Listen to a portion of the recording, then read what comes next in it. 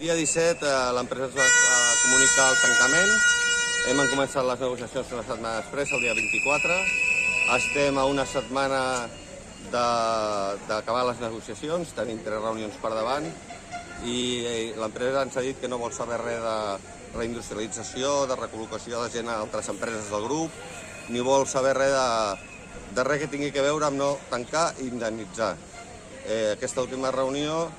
la proposta de l'empresa ha sigut ridícula i això ha comportat que després de 15 dies haver estat aquí al Parlament